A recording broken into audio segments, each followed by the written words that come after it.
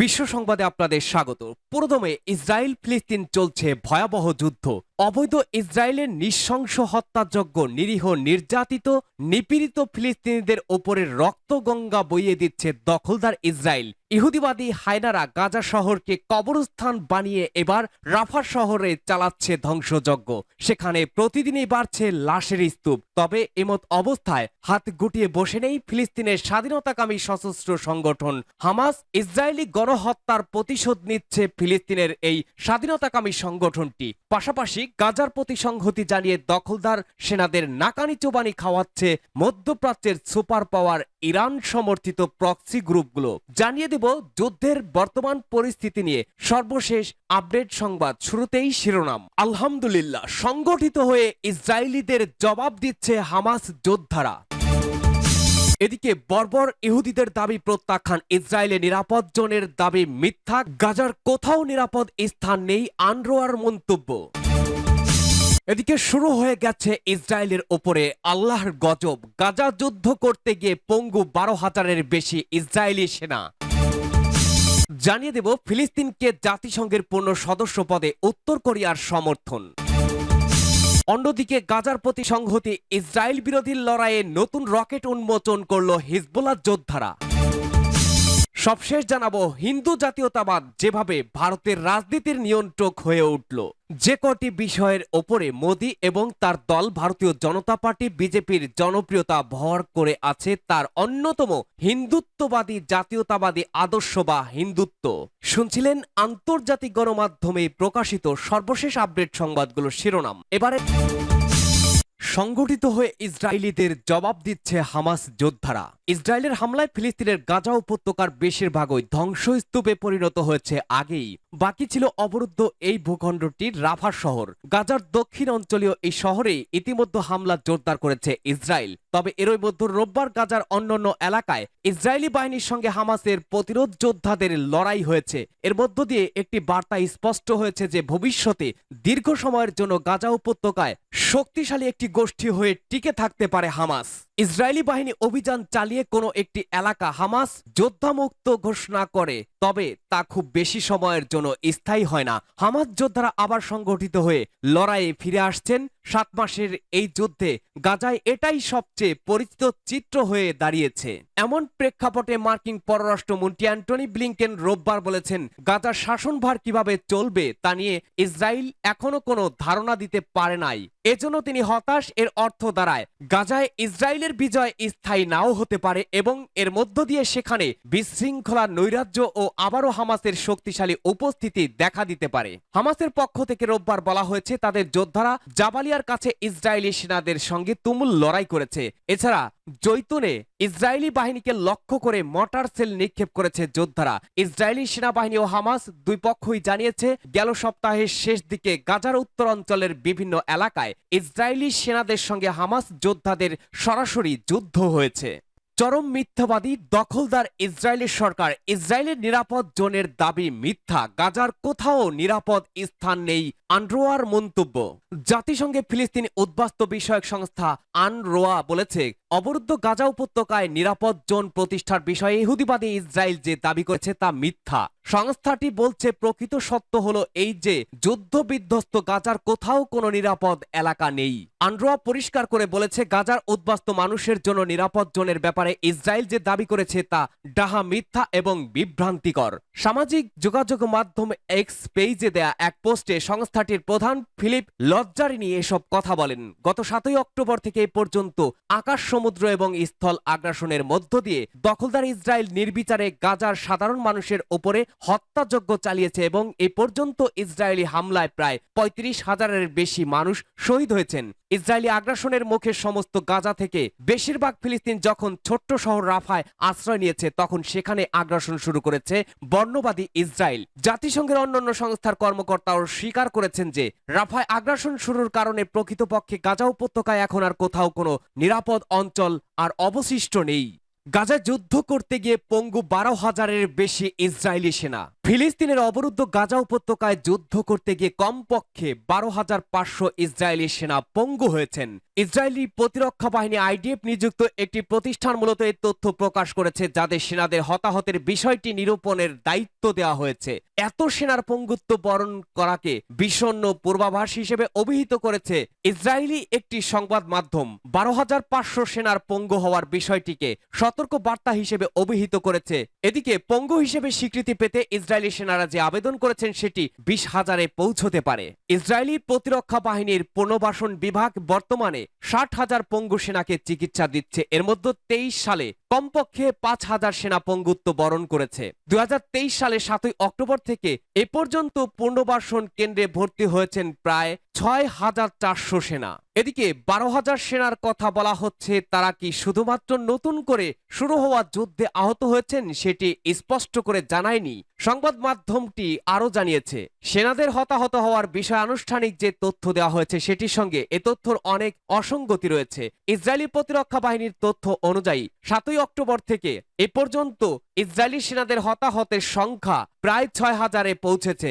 সেনাবাহিনীর তথ্য অনুযায়ী এই সময় পঙ্গুত্ব বরণ করেছেন 2,300 সেনা। সেনাদের হতাহতের যে সংখ্যা সেনাবাহিনী প্রকাশ করেছে সেটি নিয়ে আগেই প্রশ্ন উঠেছে, কারণ সেনাবাহিনীর দেওয়া তথ্যর তুলনায় হাসপাতালে চিকিৎসাধীন সেনার সংখ্যা অনেক গুণে বেশি। ফিলিস্তিনকে জাতিসংঘের পূর্ণ সদস্য পদে উত্তর কোরিয়ার সমর্থন। ফিলিস্তিনকে জাতিসংঘের পূর্ণ সদস্য পদ দিতে নিরাপত্তা পরিষদের প্রতি আহ্বান জানিয়ে একটি প্রস্তাব পাশ হয়েছে সাধারণ পরিষদে। এই প্রস্তাবকে সমর্থন করেছে উত্তর কোরিয়া। গণমাধ্যমের প্রতিবেদনে বলা হয়, উত্তর কোরিয়া রবিবার জাতিসংঘের সাধারণ পরিষদের একটি প্রস্তাবকে সমর্থন করেছে, যে প্রস্তাবে ফিলিস্তিনকে পর্যবেক্ষকের মর্যাদায় অধিকার ও সুযোগ সুবিধা দিয়েছে এবং জাতিসংঘের 194তম সদস্য হওয়ার জন্য ফিলিস্তিনের আবেদন পূর্ণ বিবেচনা করার জন্য নিরাপত্তা পরিষদকে আহ্বান জানানো হয়। উত্তর কোরিয়ার সেন্ট্রাল নিউজ এজেন্সি কেসিএনএ একটি বিবৃতি উদ্ধৃত করে জানিয়েছে, উত্তর কোরিয়ার পররাষ্ট্র মন্ত্রণালয় ফিলিস্তিনকে পূর্ণ সদস্য পদ দেওয়ার প্রস্তাবটিকে সমর্থন করেছে এবং এটিকে সময় উপযোগী বলে মনে করেছে। পররাষ্ট্র মন্ত্রণালয়ের বিবৃতিতে বলা হয়েছে, ফিলিস্তিনকে একটি স্বাধীন সার্বভৌম রাষ্ট্র হিসেবে স্বীকৃতি প্রদানকারী প্রস্তাবটি মধ্যপ্রাচ্যের শান্তি ও স্থিতিশীলতার জন্য আন্তর্জাতিক সম্প্রদায়ের দৃঢ় আকাঙ্ক্ষাকে প্রতিফলিত করে। বিবৃতিতে দুই রাষ্ট্র সমাধান নীতি এর ওপরে মার্কিন যুক্তরাষ্ট্রের এক ইহুদির রাষ্ট্রনীতি এর নিন্দা করা হয়েছে। একই সাথে 18 এপ্রিল জাতিসংঘের নিরাপত্তা পরিষদে একটি প্রাসঙ্গিক খসড়া প্রস্তাব ওয়াশিংটনের ভেটোর সমালোচনা করা হয়েছে। গাজার প্রতি সংহতি ইসরায়েল বিরোধী লড়াইয়ে নতুন রকেট উন্মোচন করল হিজবুল্লাহ। ইহুদিবাদী ইসরায়েলের বিরুদ্ধে লড়াইয়ে নতুন রকেট ব্যবহার করেছে লেবাননের ইসলামী প্রতিরোধ আন্দোলন হিজবুল্লাহ যোদ্ধারা। এক সংক্ষিপ্ত বিবৃতিতে হিজবুল্লাহ বলেছে, অধিকৃত লেবাননের সেবা ফার্মের কাছে ইহুদিবাদী ইসরায়েলের একটি সেনা সমাবেশে কয়েকটি জিহাদ মুগনিয়া ক্ষেপণাস্ত্র দিয়ে হামলা চালানো হয়েছে।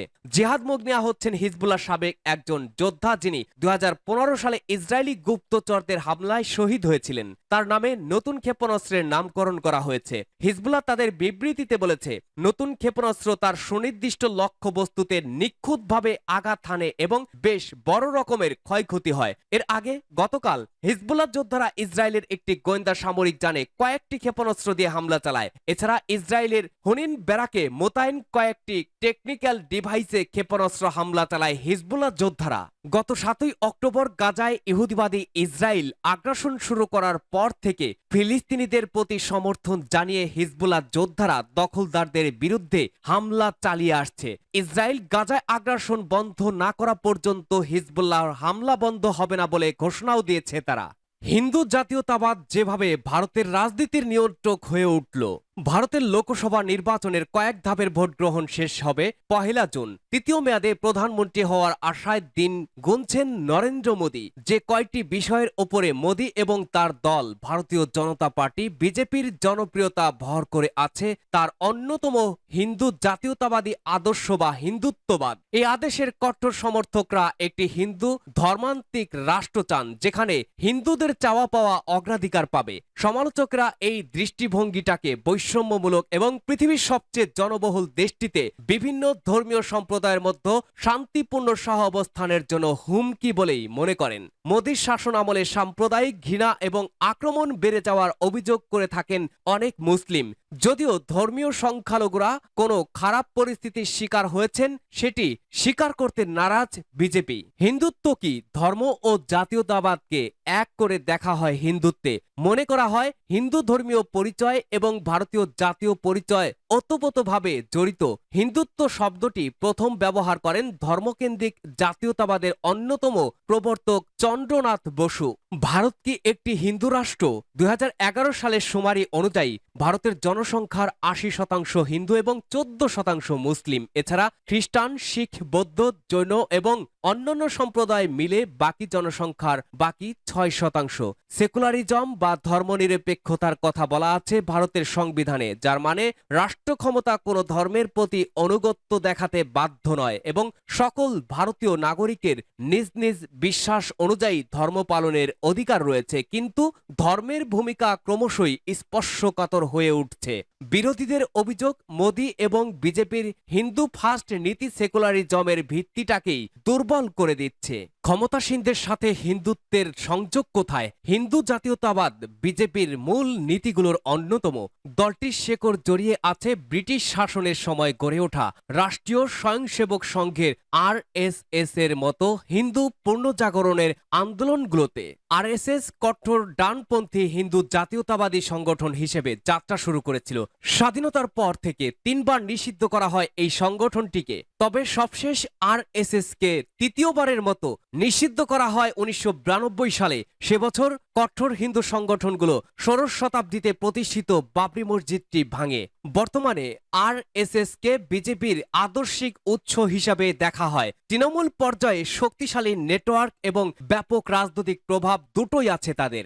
বয়স যখন 8 বছর তখন থেকেই RSS এর সাথে যুক্ত ছিলেন ভারতের কট্টরপন্থী প্রধানমন্ত্রী নরেন্দ্র মোদী। তার ক্ষমতার আহরণের পর থেকেই দলটি হিন্দু জাতীয়তাবাদকে জোরে সোরে সামনে নিয়ে আসতে শুরু করে। ওয়াশিংটন ডিসির কার্নেগি এন্ডোমেন্টের পরিচালক মিলন বৈষম্য ব্যাখ্যা করে বলেন, অনেকদিন থেকে তিনি হিন্দু জাতীয়তাবাদের একজন আদর্শ মুখপাত্র, কারণ তিনি সত্যিকারের ধর্মবিশ্বাসী এবং আন্দোলনটির সাথে ওতপ্রোতভাবে জড়িত। বর্তমানে কি ঘটছে? বিজেপির কোনো নীতি হিন্দু ও মুসলিম সম্প্রদায়ের মধ্যে টানাপোড়েন বাড়িয়েছে। 2019 সালে সরকার মুসলিম অধ্যুষিত রাজ্য জম্মু ও কাশ্মীরের স্বায়ত্তশাসনের মর্যাদা বাতিল করে দেশের অন্যান্য অংশের সাথে সমতা আনার জন্য এটি করা হয়েছে বলে দাবি করা হয়। এবছরের জানুয়ারিতে হিন্দুদের দেবতার রামের জন্মস্থান হিসেবে পরিচিত অযোধ্যায় ঠিক ধ্বংসপ্রাপ্ত বাবরি মসজিদের স্থানটিতেই রাম মন্দির উদ্বোধন করেছেন মোদী। বিরোধীদের অভিযোগ, ক্ষমতাসীন দলের মন্ত্রীদের কেউ কেউ নিয়মিতই জ্বালাময়ী ইসলাম ফোবিয়া উপমা দিয়ে বক্তৃতা দিয়ে থাকেন। এমনকি প্রধানমন্ত্রী নরেন্দ্র মোদী 21 এপ্রিল রাজস্থানে তার একটি নির্বাচনী জনসভায় ধর্মের প্রসঙ্গ টেনে আনেন। এরপর 2 দিনের 2টি পৃথক সভায় আবারও ধর্মের প্রসঙ্গ তোলেন। বিভিন্ন সময় মুসলিমদের উপরে আক্রমণের খবর গণমাধ্যমে এসেছে এবং মুসলিম বিরোধী হেইট স্পিচ বা বিদ্বেষপূর্ণ কথাবার্তাও বেড়েছে। ওয়াশিংটন ডিসি ভিত্তিক গবেষণা প্রতিষ্ঠান ইন্ডিয়া হেইট ল্যাবের তথ্য অনুযায়ী 2023 সালে ভারতে প্রকাশ্য ধর্মীয় বিদ্বেষ ছড়ানো ঘটনাগুলোর 1/3 বিজেপি শাসিত রাজ্যগুলোতেই ঘটেছে। হিন্দুত্ববাদ সমর্থকদের দৃষ্টিভঙ্গি, হিন্দুত্বের সমর্থকদের মধ্যে মধ্যপন্থী থেকে চরমপন্থী বিভিন্ন পর্যায়ে মানুষ রয়েছেন।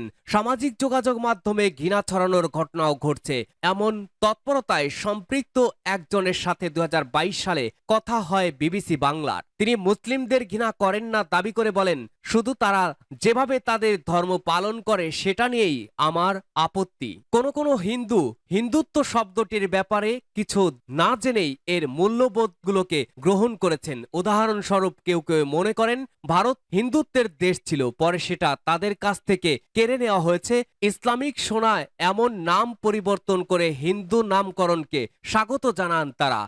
যেমন আওরঙ্গবাজের নাম পাল্টে সম্ভাজিনগর রাখা হয়। সূত্র বিবিসি।